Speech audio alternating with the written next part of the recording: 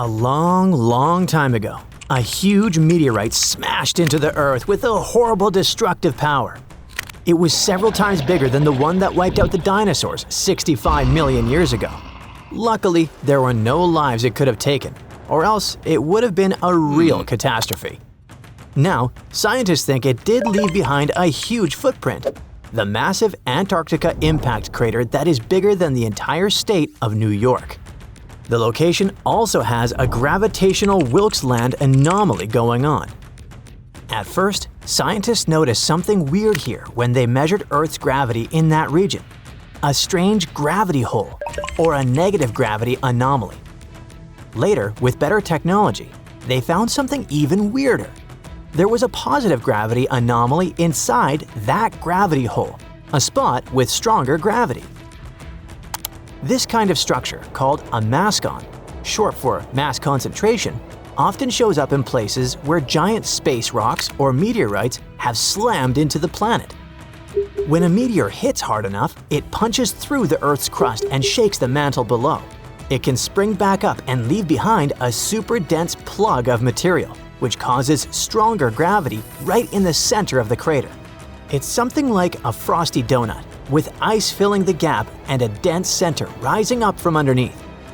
In 2018, scientists used advanced scanning techniques to study and map the Wilkes Land meteorite impact in more detail than ever before. They saw that it wasn't a perfect circle, but more of a U-shape, and the northern part looked like something had broken it apart. It possibly happened when Australia split away from Antarctica about 35 million years ago. Some scientists even think you can still see parts of the crater in southern Australia today. This clue also supports the idea that the giant crater under Antarctica formed before the continents broke apart. There have been different ideas about what created this strange formation. Some said it might be a volcano or an eroded valley, or even a sedimentary basin. That is a place where sediments build up over millions of years. But many scientists now believe the most likely explanation is a massive meteor impact. It was possibly one of the biggest to ever hit Earth.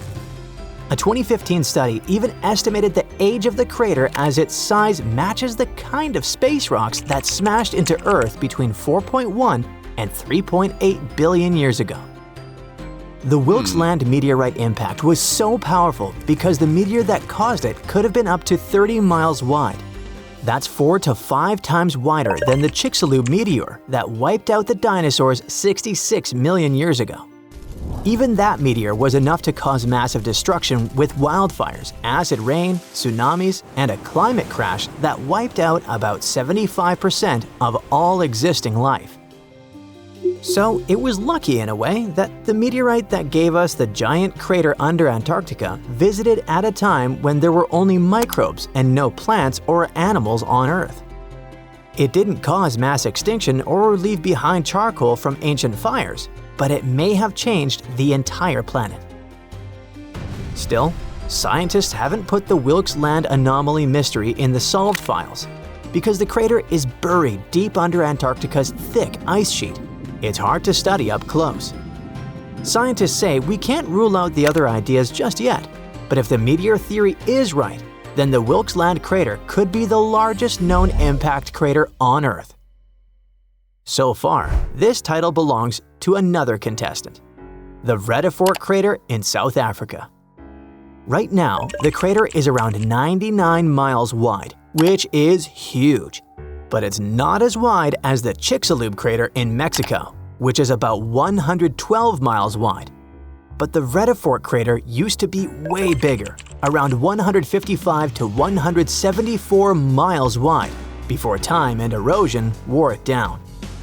That means even though the Chicxulub impact was striking, the Vredefort impact was likely even more powerful, the biggest one we know of that hit Earth.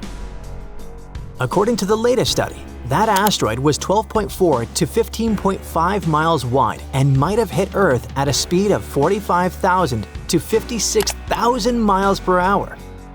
It's important for science because knowing the real size of this impact helps us build better models to understand Earth's geology. and how giant impacts shape planets, even beyond Earth. Measuring ancient craters is really tricky.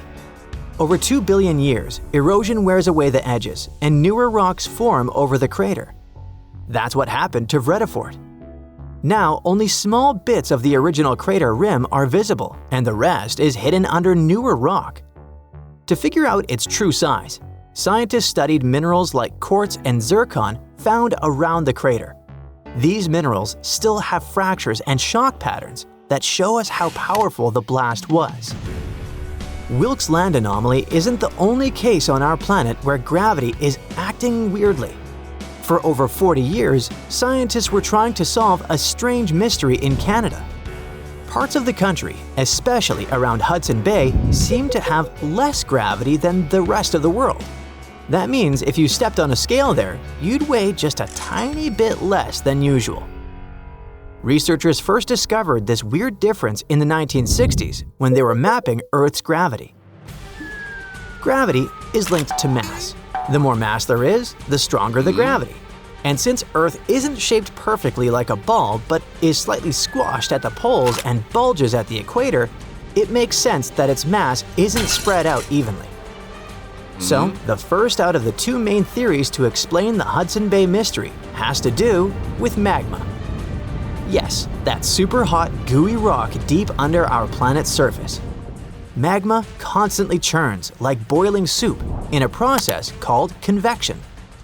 As this magma moves, it can drag parts of Earth's crust down with it.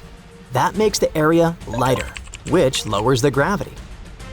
The second area has to do with the Laurentide ice sheet, a massive glacier that covered much of Canada during the last ice age. This ice was up to 2.3 miles thick in some parts of Hudson's Bay. That's like stacking 10 Empire State Buildings on top of each other. Because it was so heavy, the ice pressed the land down like a thumb on a sponge. Even though the ice melted away about 10,000 years ago, the land underneath is still slowly bouncing back, kind of like a memory foam mattress after you get up. This slow rise is called glacial rebound, and it's happening at less than half an inch per year. Until the land fully bounces back, which could take 5,000 more years, it will continue to have less mass, and that means less gravity. Both of these theories are right. To figure this out, scientists used super advanced satellites, which floated around 300 miles above Earth for several years. These satellites flew in pairs and detected how far apart they were pulled as they passed over areas like Hudson Bay to measure tiny changes in gravity. When the front satellite passed over a low-gravity area, it drifted just slightly, and that change was recorded. Thanks to this research, scientists created detailed maps showing what Hudson Bay looked like during the last ice age. They discovered two huge bulges on the west and east sides, where the ice was thickest. And those spots have the weakest gravity today. The effects of this are still visible, and while sea levels are rising in most parts of the world, the land around Hudson Bay is rising so fast that sea levels there are actually dropping. Solving mysteries like this or the Antarctica impact crater anomaly gives scientists amazing insights into the past of our planet. And by understanding how past changes in temperature and geology affected Earth, scientists can predict how today's human activity can impact our future. That's it for today. So hey, if you pacified your curiosity, then give the video a like and share it with your friends. Or if you want more, just click on these videos and stay on the bright side.